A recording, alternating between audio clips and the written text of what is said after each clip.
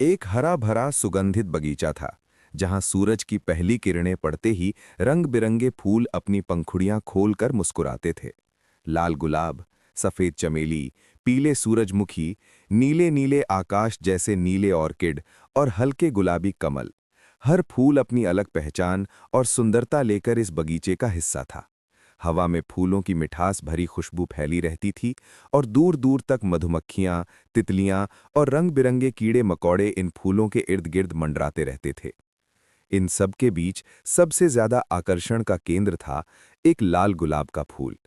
उसकी पंखुड़ियां इतनी नाजुक, इतनी मुलायम और इतनी चमकदार थीं कि सुबह की ओस उन पर मोतियों की तरह जमा रहती थी। हर रोज जब सूरज की किरणें उन ओस की बूंदों से टकरातीं तो इंद्रधनुष सा रंग चारों ओर बिखर जाता था।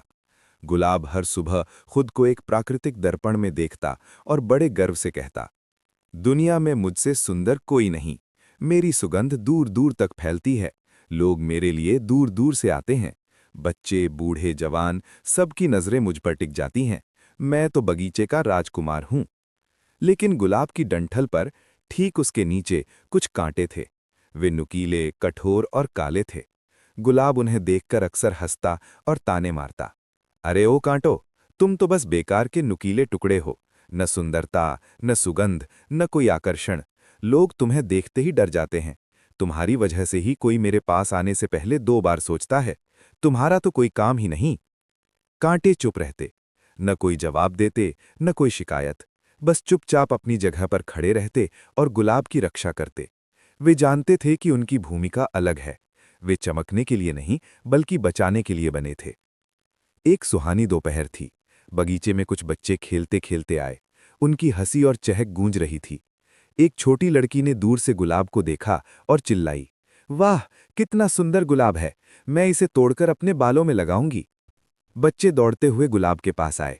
लड़की ने हाथ बढ़ाया। जैसे ही उसकी नन्ही उंगलियां गुलाब की पंखुड़ियों के करीब पहुंची, उसे कांटा चुभ गया। आई! लड़की चीखी और हाथ पीछे खींच लिया। बाकी बच्चे भी डर गए। एक ने कहा, अरे, ये तो बहुत तेज हैं, चलो यहां से। सारे बच्चे भाग गए। गुलाब की पंखुड़ियां सुरक्षित थीं। पहली बार गुलाब ने अपने नीचे लगे कांटों की ओर ध्यान से देखा। उसकी नजर में आज घमंड की जगह कृतज्ञता थी।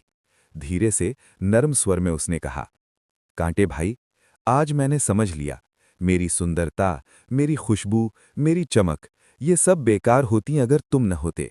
तुम मेरी ढाल हो। तुम मेरी रक्षा करते हो। तुम्हारे बिना मैं बहुत पहले ही किसी के हाथों में मुरझा चुका होता। कांटों ने हल्की सी मुस्कान के साथ जवाब दिया, गुलाब दादा, हर किसी का अपना स्थान और अपना काम होता है। तुम्हें खिलना है, सुंदरता बिखेरनी है, लोगों के चेहरों पर मुस्कान लानी है, और हमें तुम्हारी रक्षा करनी है। तुम चमको, हम तुम्हारे पीछे छिपकर तुम्हें बचाएंगे। इसमें कोई छोटा बड़ा नहीं, बस एक दूसरे को पूरा करना है। गुलाब चुप हो गया। उस दिन से उसका व्यवहार बदल गया। अब वो कभी भी किसी को छोटा नहीं समझता। वो समझ चुका था कि सुंदरता अकेले नहीं चलती, उसके साथ सुरक्षा, बलिदान और साथ भी जरूरी होता है। समय बीतता गया। बगीचे में नए फूल आए, पुराने मुरझाए, लेकिन गुलाब और कांटे का रिश्ता अब गहरा हो चुका था। दोनों एक दूसरे के बिना अधूरे थे। गुलाब खिलता, कांटे उसकी रक्षा करते, और बगीचा हर दिन और भी सुंदर बनता जाता।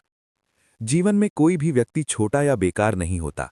बाहर से जो कम सुंदर या कमजोर दिखता है, वो अक्सर सबसे मजबूत ढाल बन जाता है।